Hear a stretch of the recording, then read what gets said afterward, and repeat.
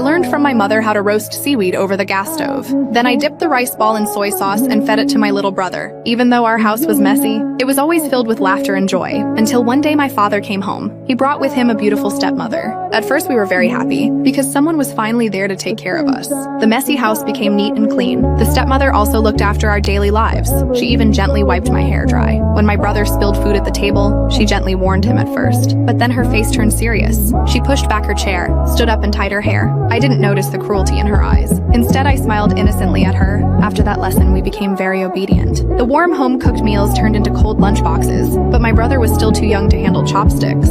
I quickly stood up and apologized, saying I would teach him well. But Annie put down the phone and tied her hair again. From that day on, I became quiet and lifeless. Sometimes I would reach the school gate and then turn around. The police at the station didn't seem to care. When the people from the Child Protection Center asked me questions, I chose to stay silent. After several tries, the woman asked again. I finally looked up and told them what had happened. Soon the police and child protection staff came to our house. When the stepmother saw them, she smiled brightly. Faced with her fake kindness, I stepped back in fear. There was no warmth in her embrace, seeing how kind Annie looked. They thought I was just imagining things. After they left, she immediately showed her true face. My brother ate plain rice leftovers, while I knelt by the door with my hands raised. My father was tired of us too, but they had to put up with us, because all the property was under our names. The next day I went to my teacher for help, but when she saw the marks on my neck, she said nothing. Then my brother suggested we find a social worker yesterday, because that was our only hope. Tony quietly walked with us across the bridge. He was already tired inside, but since we were just kids, he stayed polite. A simple wave from him made me flinch, and somehow he realized something was wrong. At lunch, my brother kept staring at the burger. After asking, he learned it was our first time seeing one, so Tony patiently showed him how to open it. But when crumbs fell on the table,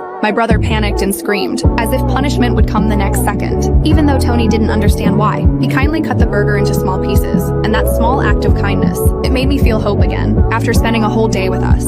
Tony planned to take us home. My brother saw the doll in the car, but I told him it belonged to Tony, so he leaned back in disappointment. Tony was applying for a job in Seoul, but we went to find him again. We brought a picture of our mother, hoping he could help us find her. Following Tony around made him feel helpless. Then he suddenly got a call from Seoul. They had found him a new job. He hurriedly drove us home and told us to go inside quickly, but we didn't want to leave him. Even when he left us money for another burger, we still refused to get out. Finally, Tony gave us the doll and his phone number. Only then did we smile and leave. After Tony was gone, we felt so sad. When we opened the door, it felt like entering hell. By accident, our stepmother found Tony's business card. She thought we had reported her again. In my hopeless gaze, she tied up her hair once more. The next day at school, I felt terrible, and then I collapsed to the floor. Blood slowly trickled from my ear.